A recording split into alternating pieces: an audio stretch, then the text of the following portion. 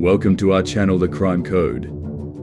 Many financial crimes or other white-collar crimes typically involve the stealing of data to empty bank accounts and fish out money, however, in small amounts. Although these crimes are typically planned, the victim can be targeted or random. Whoever gets into the trap of these criminals becomes the victim.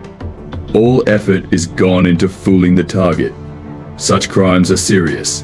They do impact society and their values. In addition, these crimes are conducted on small and large scales with rather more unprofessional scam artists taking part in it. The world is filled with individuals willing to take advantage of others and institutions.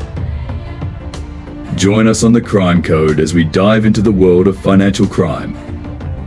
Let's dive into the world of bank fraud. We join the FBI on the trail of Christopher A. Mantovano, a resident of Birmingham, Alabama, who conspired with his father, Gus Mantovano, 77, to defraud multiple banking and financial institutions in terms of acquiring loans. In this video, we will be looking at how the duo managed to conduct such a crime and how they gained from it. So watch this video till the end in order to get the full details about the father and son who committed bank fraud. And after successful review of his documents and bank loan processing, Mantovano successfully and with ease acquired a huge sum of loans from hundreds of FDIC-insured financial institutions. The sums he acquired played an integral role in the extravagant lifestyle he espoused immediately. His lifestyle included expensive high-end vehicles, farmlands, lake houses, properties, private jets, personal assistants, and all sorts of other luxury people today can only dream of. Mantovano was accompanied by his father, the 77-year-old man who benefited from all this. It is of no doubt that a great deal of planning and backup information was required for the success of this scam that pulled off with pinpoint accuracy.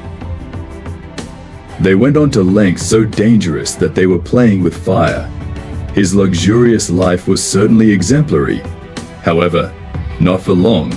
Little did he know was that sooner or later, justice would strike him and compel him to stand in the courts and be accountable for his wrongdoings. Finally, justice was served, and accountability reared its face when in November 2021, he was charged with providing fraudulent information to financial institutions insured by Federal Deposit Insurance Company, FDIC, in order to acquire loans. Legal proceedings were initiated by several agencies and the victims themselves against Chris Mantovano and his father, Gus Mantovano. As mentioned earlier, fraudulent information was submitted by them for their company's fake operations, land work tractor and equipment, which was initially located in Florida and later relocated to Alabama.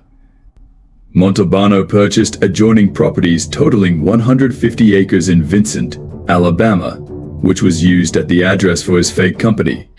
He fenced the property off, thus cutting off the ability to inspect the property, further limiting the banking institution's ability to verify loan information.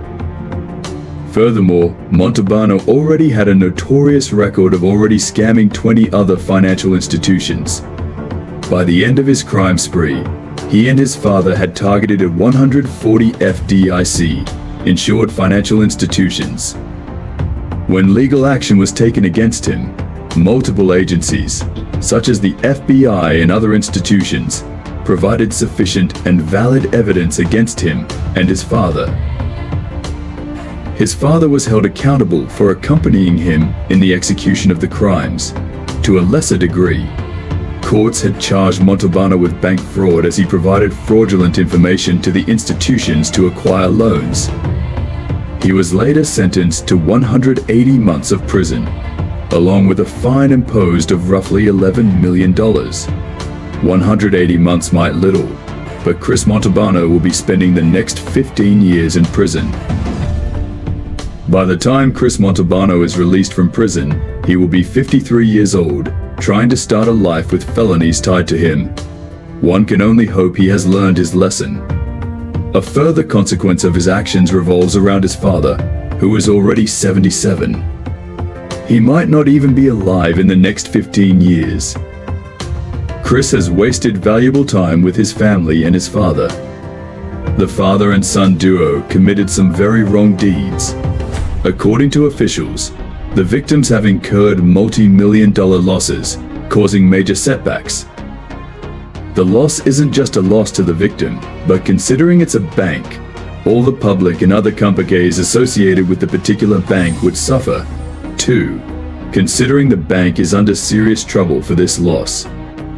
More than likely, the financial institutions have insurance which will compensate them for their loss. However, by the time they are compensated, significant damages have already been suffered by the banks. Montalbano and his father committed these acts in pure greed of money and an extravagant, luxurious life. Imagine if they used all this knowledge and planning to put in the same effort into creating a legitimate business startup or another venture. They might have made significant progress. You know what they say is true. All is well that ends well. And from the example of Montalbano, no one can question the fact that all that is bad ends bad also. Now we close another fraud file regarding the father and son bank fraud duo. Remember, if you can't do the time, don't do the crime. We hope you enjoyed the video. If you did, please subscribe to our channel and smash that like button. Stay tuned to our channel for amazing videos like this one by clicking the bell icon. And don't forget to share your thoughts in the comments section below about this event. We'll see you in another fraud file soon. Until then, cheers.